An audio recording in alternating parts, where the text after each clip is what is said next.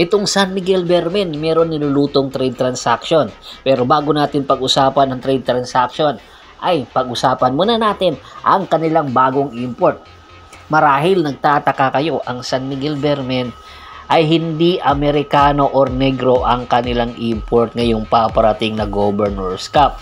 Sa katunayan, isa siyang European player na nakapaglaro na sa kanilang national team sa Lithuania. So ang nasabing player ay hindi pipitsugin dahil napakarami na pala nitong ligang pinaglaruan sa Europa. Isa itong deadly shooter at the same time ang laruan nito ay power forward or small forward. O pwede rin itong maging sentro. Kumbaga bagay na bagay itong import ng San Miguel Beermen na i-combine kay Junmar Fajardo. Tinatawag nga nila itong small Benny Botwright. Pare-pareha sila ng laro ni Benny Botwright. Kaya expected ang kailangan mas lalong lalakas talaga ang San Miguel Beermen. Ang import ng San Miguel Beermen ay si Tauras Jogela, 31 years old. Merong itong height na 6'8". Marami ang nagsasabi 6'6 lang ang height limit ng Governors Cup. Bakit ito naging 6'8"? Yan ang ating aabangan kung anong magic ang ginawa ng San Miguel Beermen, bakit ito nakapasok. Actually 2015 NBA updrafted to at naging FIBA Europe Under-16 Champion MVP noong 2009. So bigatin itong import ng San Miguel. Aabangan natin kung ano ang kaya nitong dalhin sa San Miguel Beermen at bakit ito nakapasok bilang import ng Governors Cup, ganon 6'8 ang height nito. Ito na, pag-usapan na natin ang trade negotiation na nagaganap ngayon. Ayon nga kay Idol Snow Badwa, ang nilulutong trade ngayon ng San Miguel Beermen ay kunin ang big man ng Northport Batang Pier na si William Navarro. Ang una talagang naging destinasyon ni William Navarro ay itong Magnolia Pambansang Manok Templados. Kanya lang hindi natuloy ito dahil mas pinili daw ni Coach Chito Victolero itong si Xavier Lucero over William Navarro, which is kailangan niya ngayon ng San Miguel rather ng Magnolia ng isang big man na high flyer na meron shot blocking ability. Kumbaga mas athletic daw itong si Xavier Lucero kaysa kay William Navarro, kaya hindi natuloy si William Navarro papunta ng Magnolia. Kaya ngayon, ang San Miguel naman ang merong option na kunin ito. Alam natin, nagagalaw din ang San Miguel Beermen.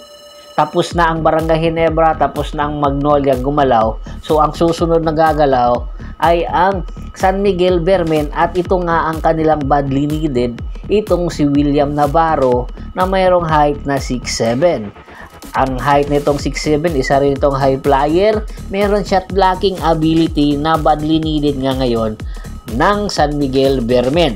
At ayon nga kay Idol Snow Badwa at sa kanyang kuliglig, ang original daw na negotiation na nagaganap para makuha itong si William Navarro ay si Marcio Lassiter at si Jeron Teng ang maipapackage nila.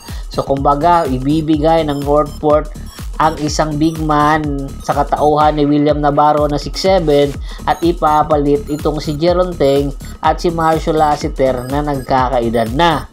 Pero mayroon daw pumigil sa kampo ng San Miguel Beermen na hindi ibigay si Marcio Lassiter. At sa halip na si Marcio Lassiter ang ibibigay daw para magpalit ng package itong si Jericho Cruz kasama si Jeron Teng. Pero marami ang nagsasabi na bakit itong si Jericho Cruz ganon mas mapapakinabangan pa ng San Miguel itong si Jericho Cruz kaysa kay Marcio Lassiter. Alam natin na defender nga ito si Jericho Cruz sa San Miguel Beermen.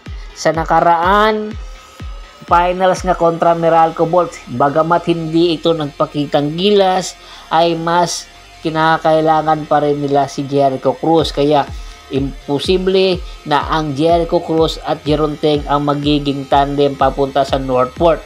Malaki ang tsansa kung sakasakali ay pakakawalan na si Marcio Lassiter na miyembro ng Det5 kasama si Jeronteng.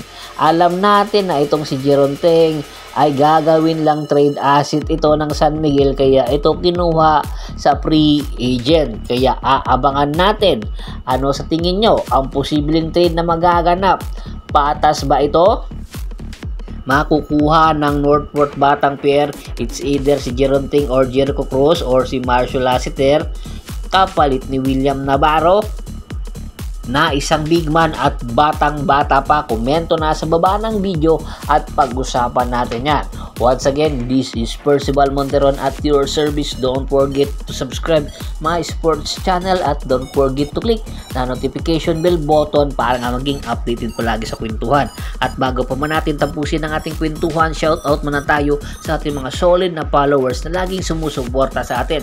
Kay Kagawad Kat sa kinudukusin ng Hagonoy, Bulacan, Ricky Lanza ng Ricky Rider TV ng Tansa Cavite, Adrian Dulay at sa Dulay Family, Anthony Laquialon at sa Laquialon Family, Yornel Belches, Robert Zacarias at si Mr.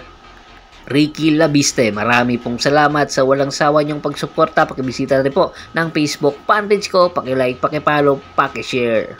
Hanggang sa muling kwentuhan, maraming salamat po.